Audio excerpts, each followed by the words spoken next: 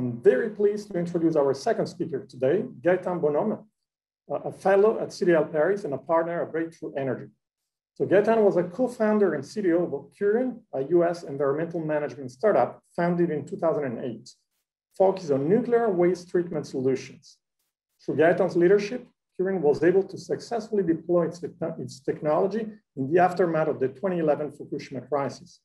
And the company was ultimately acquired by Veolia in 2016 for $350 million. Gaetan holds several graduate degrees, including a PhD in material sciences, working on the industrial applications of quasi-crystals, and an MBA from MIT Sloan, where he was part of the first entrepreneurship and innovation cohort. So without further ado, I'll pass it over to Gaetan. Thank you very much. Hey, everybody.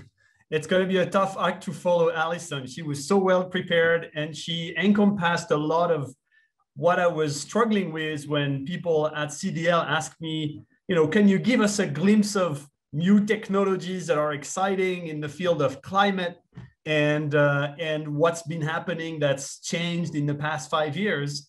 And I felt, I'm going to only be able to focus on a very few number of things. And I was really mortified that I was going to forget ag, which is so important in climate, but she's done it all. So I can now tell you that for ag, you go see Alison, and I'll tell you about a few other things, but she's really summarized beautifully how all of those things are interplaying with each other. And I want to also welcome all the people from all the different verticals from CDL, because attending the Super Session confirmed what we've long known. A lot of what you all are doing, whether it's for space, whether it's for prime, whether it's for AI and quantum, etc., is always at the pursuit of more efficiency, of more productivity. And there has always been what's called a productivity paradox when it comes to the development of all those new technologies, and you're all trying to unlock that. And there is no doubt, even though it's not centered directly on the emission of greenhouse gases, which a lot of what we do in the climate section is about, you're all making a difference, and that's what matters.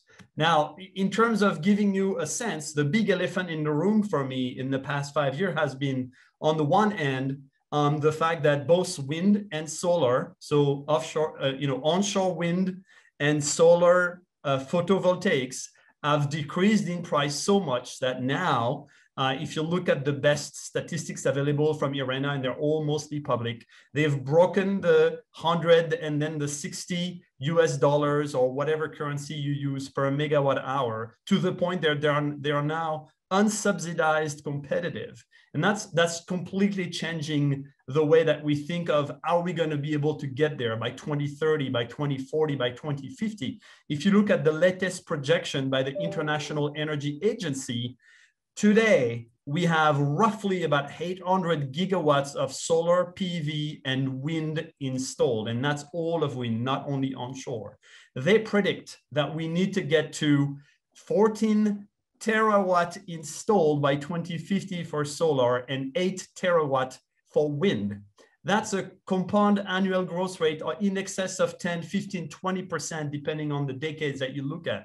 This is phenomenal growth. And what that means is, have supply chain industries that have been created. The same is true for the electric cars, and the same is going to be true soon for hydrogen and green hydrogen.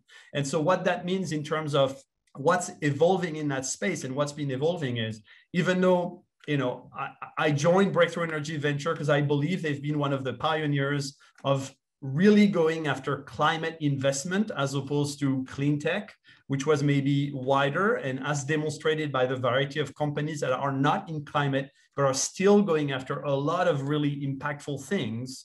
Many other funds have been going into pure climate investments. And if you combine the progress and the emergence of solar and wind, proven to have 0 to negative green premiums with new investors, I couldn't be more excited for what's to come.